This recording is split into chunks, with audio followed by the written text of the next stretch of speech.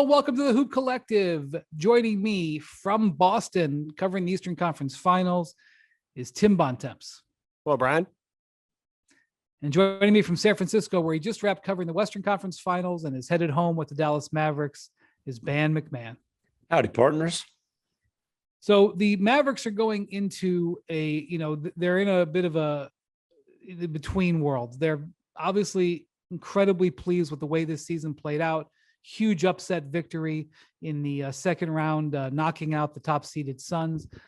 Almost, I would argue, ahead of schedule for Luka. He might not believe that. He might believe he's good enough to win any series at any time, but most people would believe ahead of schedule. 23 years old in the conference finals. But now the Mavericks' work really has to begin. How do they improve this roster? What's next for the Mavericks? Where do they go from here? MacMahon, this is right up your alley. This is going to be one of the big storylines of the offseason. What can they do to help Luka next time they get back here to have a better shot?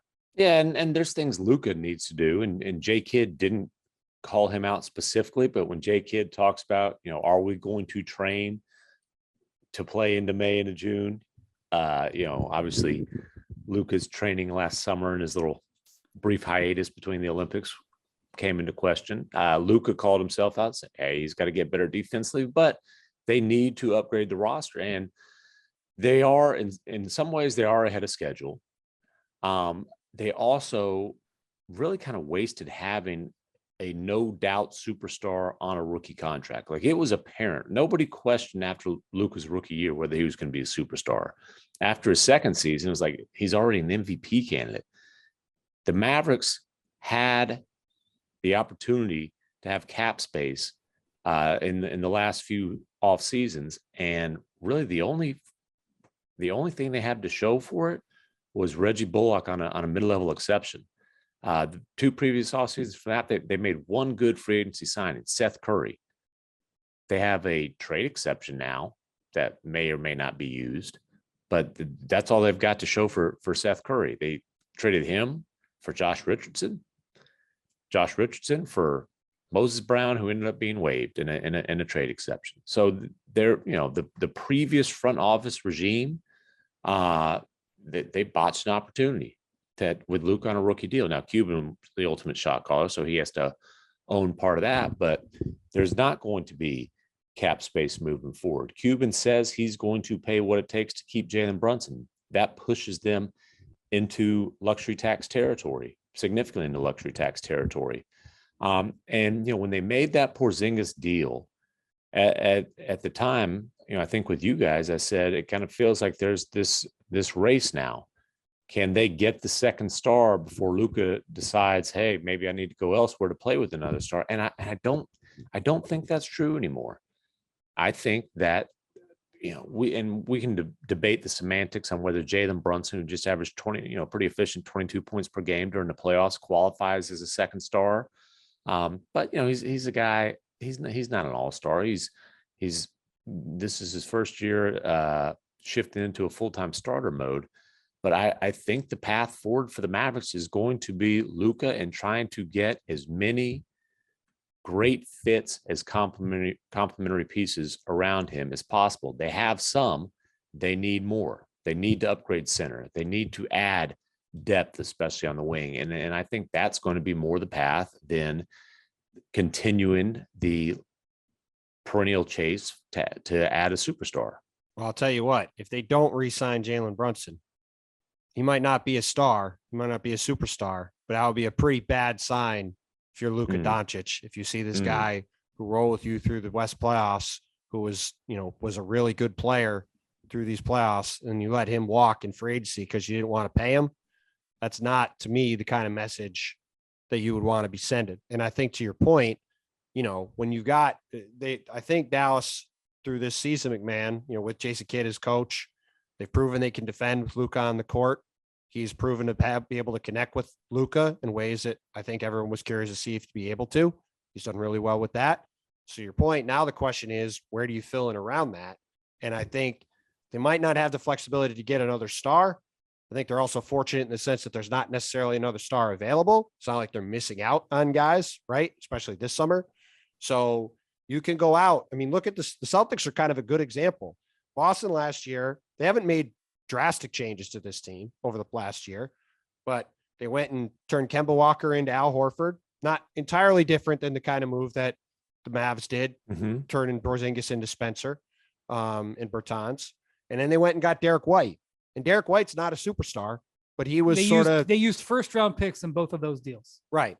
And they went and got pieces that fit around their star players, right? Jason Tatum and Jaylen Brown. They went and found better fits around those guys that make up for some of their deficiencies in playmaking, guys that fit in the style that the team wants to play. And neither one of those guys are superstars. So I think if Dallas can add a couple pieces like that over the next 12 months, on top of what they've got now, re-sign Jaylen, add a couple pieces, this team wasn't far away in this series. Right. I know it's a 4-1 series, but they hit shots. You know, they don't blow that lead in game 2 when they couldn't hit a shot. They hit any threes in game 3. This is a long series. Maybe it goes differently. And Luka's only getting better. So I think there's a lot of optimism look at going 23 can and should continue to get better. Like there's a long way to go till he's his finished product. Even there are clear ways for him to, like conditioning. If he comes to camp in shape, he's your MVP front runner. Yep. You know, he's also a better defender. And they have some really good role play. They've developed 3 guys who are great complementary players around Luka.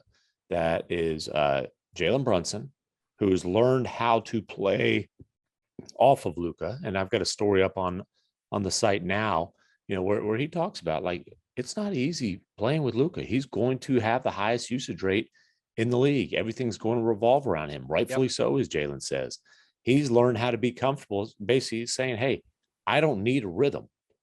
You know, like I know how to play without a rhythm. I know how to play off of Luka for most of the game and then run the show for however many minutes he's on the floor without him.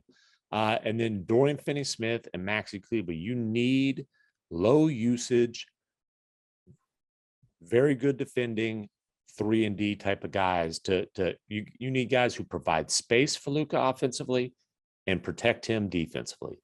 And those are, you know, those are 2 guys who the Mavericks got as undrafted free agents and have developed. And in Dorian's case, I mean, his jump shot used to start back here. Like he was an awful shooter. He was a sub 30% shooter. And got Dorian locked up on a great extension this summer too. Well, let me to go back to what MacMahon said.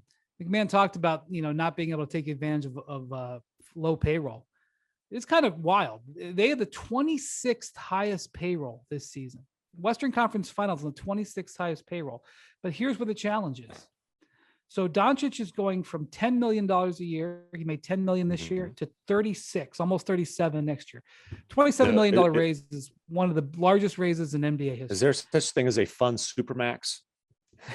I guess that's what it is. Well, you know what it is. $36 million is still a bargain for him. Dorian Finney-Smith, who signed the mid-year extension, is going from $4 million to $12 million. So he's tripling his salary. And that's still a bargain. He would have gotten probably 4 years, 80 if he hadn't signed that extension after that playoff run. Right. And then you talked about Jalen Brunson. Jalen Brunson made $1.8 million this year. He's probably going to get 20 plus. I was going to say his salary is going up more than 10 times. Right. So you just talked about Luka increasing 27 million. It's a good possibility that Jalen's is going to increase more than 20 million. So while that's good, all those guys are getting paid, all of that money that's coming on is not incoming with new players. It's the same players. And, you know, they'll improve. Luka will still improve. Jalen will still improve, but it's not new talent coming in. And so that's where it's an issue. Now they are out. And they still owe a pick for Porzingis. Yep. They all pick for Porzingis. Is it a locked pick or is it a floating pick? I think it's a top 10 protected 2023, if I'm correct. So that's the problem is it's floating so that it restricts what they can trade going forward. So this is the I wouldn't say it's like 2 hands in handcuffs. I'd say like one hand is in a handcuff and it's attached to something that's movable. The only thing I'll It's say like on that Knicks pick is if the Mavs decide they want to make it unprotected in 23, I'm pretty sure the Knicks would do that in a heartbeat. So, you know, Yeah, but so but I that mean, adds a little, know, I'm just saying it adds a tiny bit of flexibility that they might not seemingly have at the moment. That's true, all. true. So I mean, that's where the issue comes in. And the other thing is, while the trade that they made for, moving off Kristaps Porzingis was a good trade, it definitely helped them. Dinwiddie was a really good midseason addition. He was a difference-making player. They had to take Davis Bertans in that deal, and Davis Bertans, he has one of the more untenable contracts that are out there in the league right now. Yeah, and he contributed, but he's a 12-minute per game guy. Right. Who's making he's making more millions than he's averages minutes. That's not good. Right. They owe him approaching $50 million for the next 3 years. That last year is a partial guarantee, but still. Okay. It's a player option, which I'm sure he's going to pick up.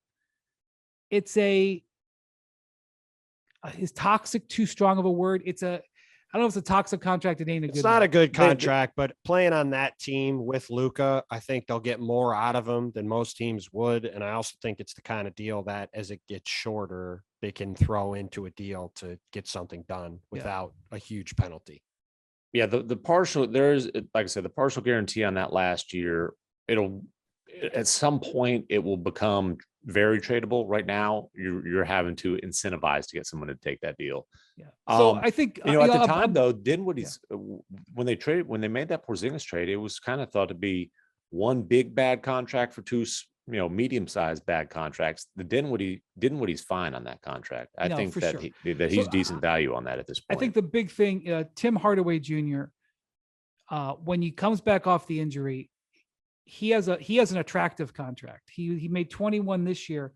It goes down. I don't know if I'd quite go that. That far. 3 years of good money. I think attractive is strong. Okay, I may take that word back, but his contract. I will say this: down. They could have used Tim Hardaway. Yeah. In this series, Tim Hardaway would have been knocking down some shots. They get more return phone calls on Tim Hardaway than they do on Davis Bertans. Well, yes. You might actually be able to trade Tim and improve your roster.